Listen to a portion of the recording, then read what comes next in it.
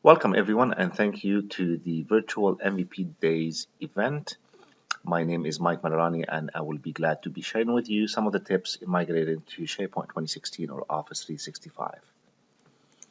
A quick intro about myself. My name is Mike Maadarani. I am based in Ottawa. I have been using SharePoint since 2001, since V1, doing a lot of app dev, architecture, a lot of migration since then. I focus mostly on enterprise content management and search. I am an Office 365 MVP. I do a lot of architecture, a lot of training and presentation.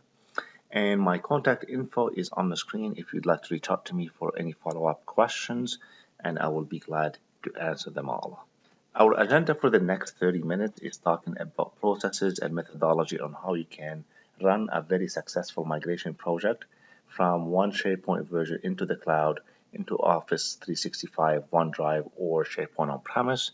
We will not be talking technical details into what kind of tools you're going to be using, if you have to run any PowerShell scripts, or if you're going to be writing any code, but we'll be focusing a lot on what are the steps that you need to have and you need to take to be able to successfully complete your migration project.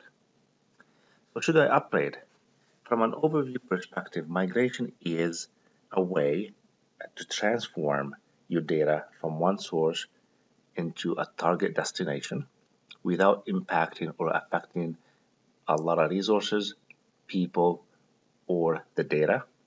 From an IT perspective, IT cares about the moving of the software, moving the hardware, business processes, applications, services, data transformation, but they really don't deal much about the type of data they need to migrate, if the data will have to transform to a different architecture. All they care about is upgrading the OS, upgrading any software because the support is no longer there. We are out of support. So they care about making sure that we are compliant, but they don't care about the content of the data. But from a user perspective, from an information management perspective, migration is how we are going to move the data into a new system without impacting the productivity of the end user. So we'll have to deal with documents. We probably have to restructure the information architecture. We have to probably restructure the security. We have some business process logic we have to take care about. We have metadata and taxonomy. We have content types. We have a lot of things that we need to look into it before we actually do a lot of migration. So should I upgrade or migrate? A lot of clients, a lot of people will be confused between upgrading and migration. In my perspective, upgrading is basically taking a content database in SharePoint from an older version into the new version. So all you're doing is taking the content database and upgrading it to vNext. In our case, in 2016, we'll take all the portal content databases, we'll put them in 2016 without making any changes. This means any mess that you've had in 2016, any mess you've had in previous version will be available for you in 2016. If you have not done any cleanup, anything you haven't done properly in the previous version in 2010 or 2013, you're going to have them in 2016. This is an upgrade and not a migration. A migration is taking advantage that you are moving into a new version, taking advantage of cleanup and restructure of the content if it's not done properly. This is what migration is all about, is making sure that when you move to the new system, when you move into 2016 or 2013, you are not really inheriting all the junks and all the messes you've had done or created for the past few years, but you're starting with a really clean, good architecture, but you're still preserving the content and the document and the security and all the logic processes that you've had in place, but making them better. I've built a slide 10 years ago with the release of 2007. I'm still using it today. I use it with every single migration project, and I've had a lot of success using this exact same process and methodology. So let's go through it. When we do migration, we have a source, regardless what the source is. It can be SharePoint or any other line of business. And we have few steps that will take us into the target. We're going to go through in some details with each one of the steps, and we'll explain what it means. First of all, we have to do some analysis on the content we are migrating. Next, we're going to have to plan how we are going to migrate the content. Then we will have to execute the migration. This is where we actually push the button to do the migration. Then we're going to assess if we had any successful migration or not. If not, we'll probably have to redo the migration. We have to redo some of it or all of it. Then we have to make sure that we can sustain the new system. We have all the help in place to be able to support all the end user. And the end result will be either SharePoint Online or SharePoint On-Premise. So let's go through the steps. First of all, we have to analyze the farm. Analyzing the farm involves multiple key points. First of all, we have to analyze the contents, and we're going to go through the details of each one of them. From a content perspective, the file shared, personal content, any of those databases, any source content that we have to migrate, we will have to do some analysis on them. We'll have to look into who is involved in doing the migration, who is the sponsor, who can analyze the content, and make sure that we can move all the content or we can cleanse some of it. We want to look into who are the QA people that can actually test when the content has been migrated and if it's valid or not. We want to look into who are the developers, the architects, the project managers. So we need to identify the resources. We have to do an analysis if we have the right resources in the team or not, or in my organization. Then we need to know where is the content, because it makes a big difference where the content is hosted. If the content is in the same network, then we don't have to worry about the latency when we do the migration. Keep in mind, when we do migration, we're moving from one server to another. So if you go into an Office 365 tenant, you have to take into consideration the bandwidth that you have. If you are going from one data center to another, it's the same consideration. So we have to make sure that we know where the content is, so we can do some testing to be able to determine how long the content will take to do the migration. From a content perspective, there are a few key points that we need to analyze on.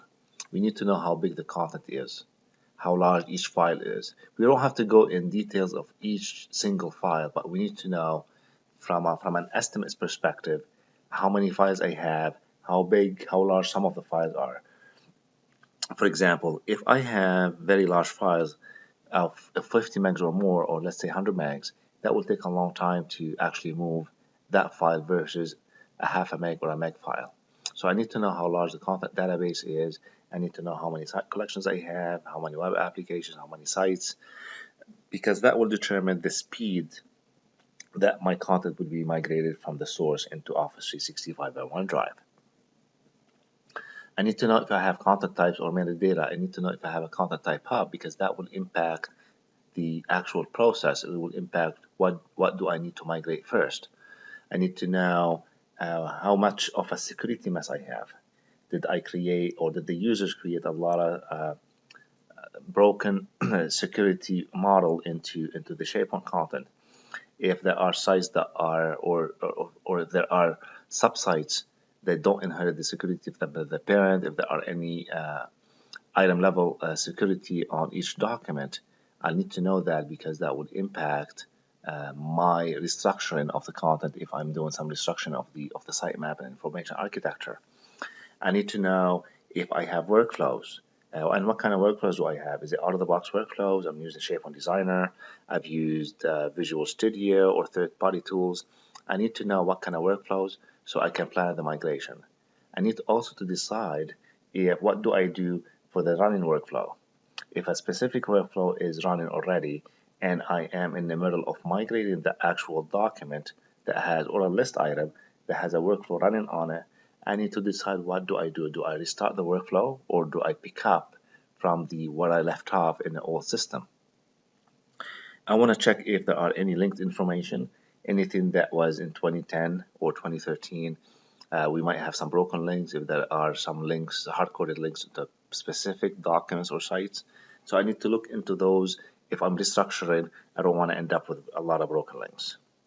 From a service application perspective, I need to look at what kind of service application I'm using within my farm. Most of the actual service applications that I have listed here are the most common ones that I have seen with clients: search, manage metadata service, secure store, BCS, user profiles, and performance point. I need to know how they are configured, what kind of information I have in there, so I can be able to migrate them properly. So I need to understand how they are used and how many service applications, so I can plan the migration and the move of those service apps into Office 365 or 2016. I need to look if I have any custom code. I'm sure I've seen it in every implementation. There's a lot of customization has been applied to any SharePoint farm. It could be custom WSPs, it could be event receivers, it could be apps, workflows, it could be third-party tools. We need to understand what the custom code is all about, what the third party is all about, because we have to migrate them or we have to decide not to. In one example, I've seen one client who had 187 custom WSPs, and we migrated from 2007 to 2016. And we had to go and analyze each WSP and each custom code, because we need to understand what it does exactly, so we decide if we're going to keep it or not.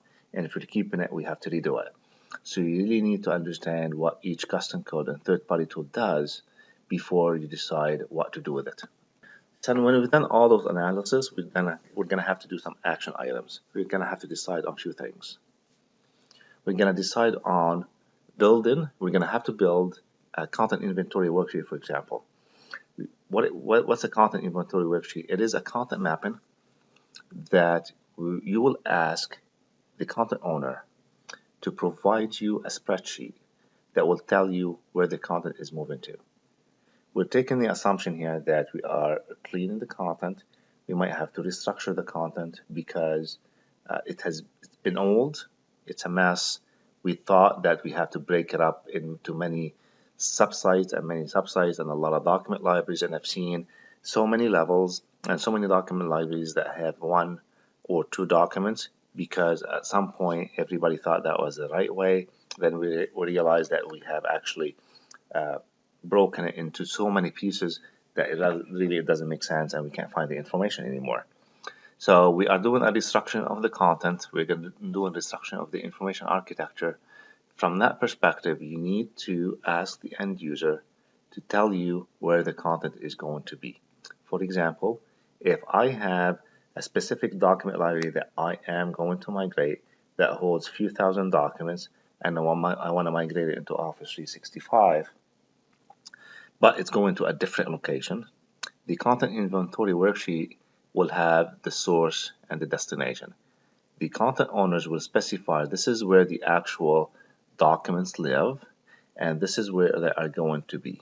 We're going to be using this content inventory worksheet in our migration tools to automatically migrate the actual content into its new destination. We're going to have to create a security report. Because we are changing the structure of the portal, the security structure will change as well. So when we do the content inventory worksheet, we'll have to assign SharePoint groups to each of the sites that we are moving to. So during the migration, we don't have to do it manually afterwards. The tool can do it automatically once we set it up. We'll say, once you move this new content from the old source into the destination, I want you to apply these SharePoint groups and give them these specific security permissions automatically, so that we don't have to go and redo them manually. You're going to have to define some roles and responsibilities as well, because now I've done the analysis on my organization. I completely understand what capabilities I have. I want to assign roles and responsibility to each member of my migration project, so each one of them understand exactly what they're responsible for. And at the end, now you know what kind of content you're dealing with. Now you know your farm, you know where the farm is located. You will have to decide on buying or building a tool. I personally do not recommend to build your own tool. There's a lot of migration tools out there that are very good, very successful. They will meet your needs. You'll have to go and decide which one of them that will fit your requirements, because most of them do the similar migration process, but sometimes one will fit your organization more than the other. So make sure you download few migration tools, you try them out, and you pick the one that you are most comfortable with. After we've done the analysis, it is time to plan the battle. From a database upgrade, which I don't recommend if you have to do an upgrade. It is the cheapest option.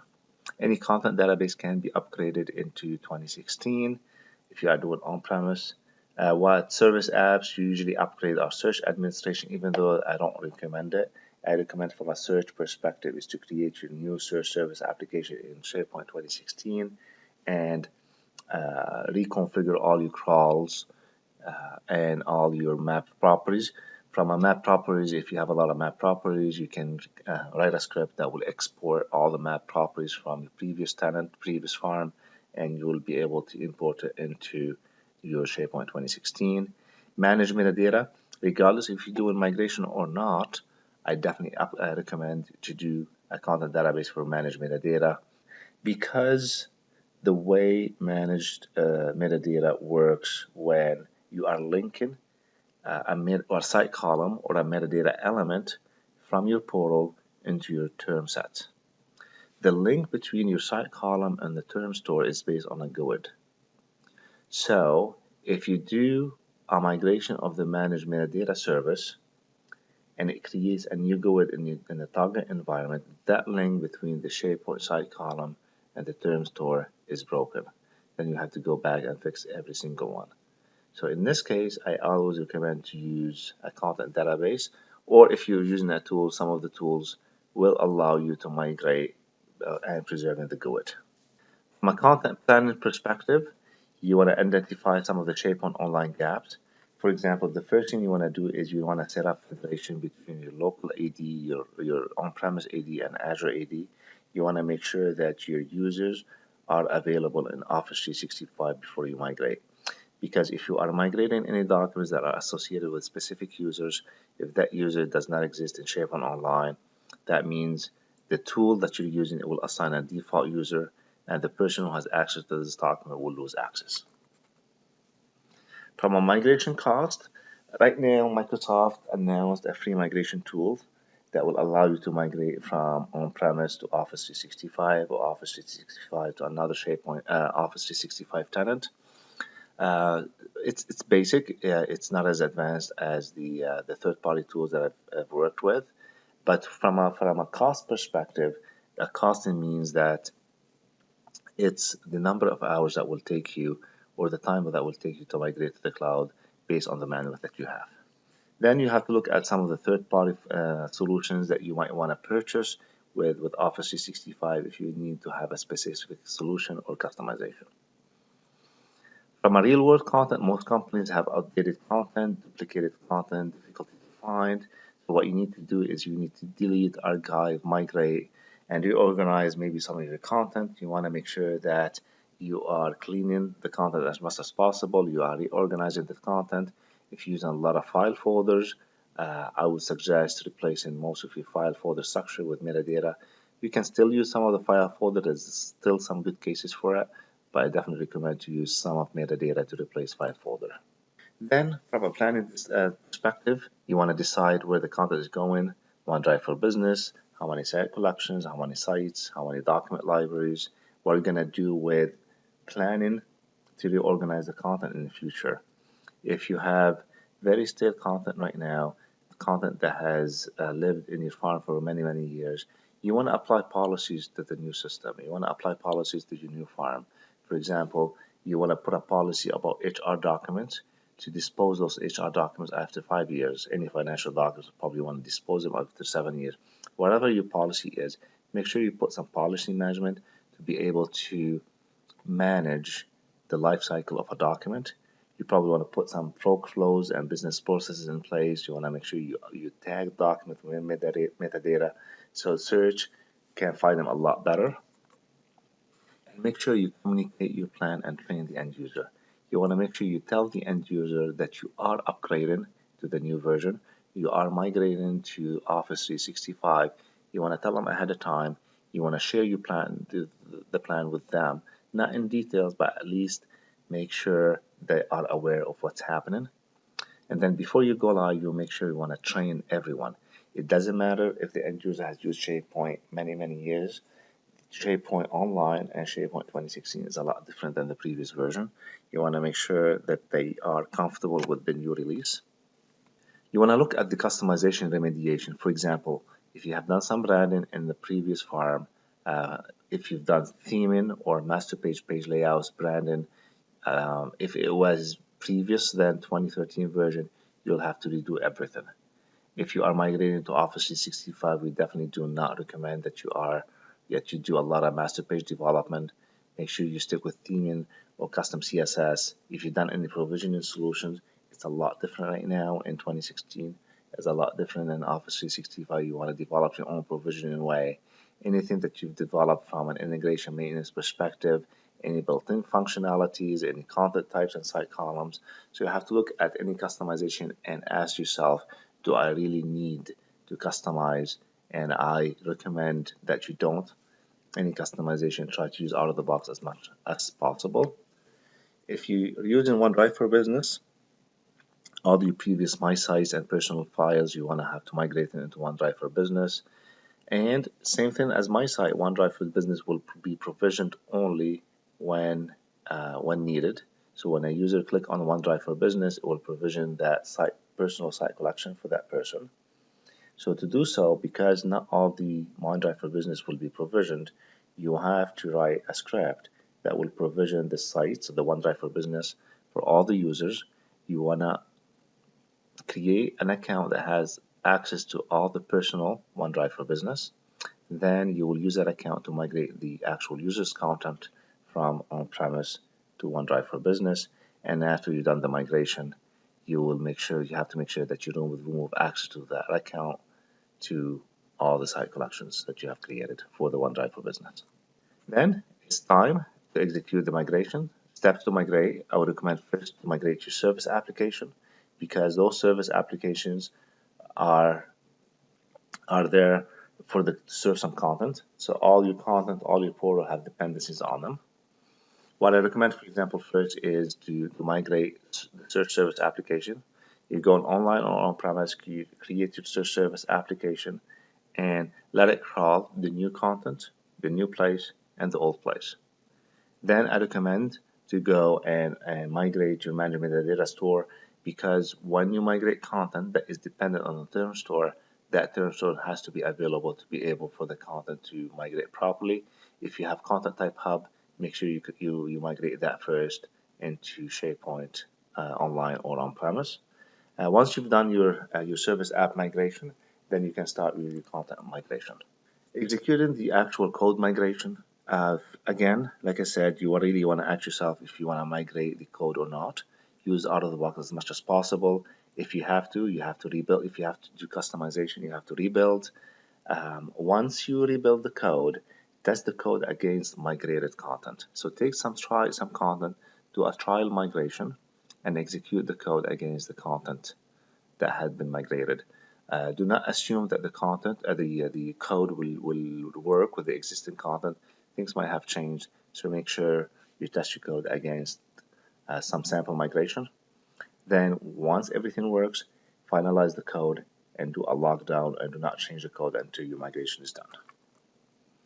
From a content perspective, the way I do it is I will do triage. I will take sample data and I'll migrate it into the new place. That will give me a good idea if my methodology, my plan is working, and it will give me an idea of how long a content will take to migrate. Let's say I take a large site and I do a test migration against it. If it's a terabyte, let's say one site collection or with the size of 200 gig, and I'll migrate, let's say 100 gigs. Let's assume that will take a day to migrate. Then I know each 100 gig will take approximately a day to migrate. That will help me plan the time, and when I want to do the final migration, I will know roughly how long it will take to migrate all the content. If my test trial migration did not work, I'll have to assess it. I will have to change. I have to do some adjustments. I have to keep testing the migration until I'm satisfied. Once I'm satisfied with the actual strategy and script, then I can start following my plan. I can do a divide and conquer. This means I should not be migrating all the content at the same time. take each group and each department and migrate them one at a time. I will take HR, I'll take finance, I'll take IT, I'll take sales, marketing, whatever, and I'll migrate them one at a time. And do not migrate the whole organization at the same time because it will take time. There's a lot of room for errors. So take one group, train the group on SharePoint 2016 or Office 365, migrate them over the weekend, assess, and do a delta migration afterwards, because while you do the migration, the source might have changed. So you do the delta migration, you make sure what you've migrated is all good to go, then you move on to the next one. And don't be afraid about this from the statement, no migration is 100% successful. That's because you always have surprises. There's always hiccups during the migration, either timeouts or a file that has weird characters, or a metadata is missing, or a content type is not there. There's always things that may not work. My success rate is 92%. If you've migrated over 92% of the content, this is a successful migration. That does not mean I have to forget about the rest.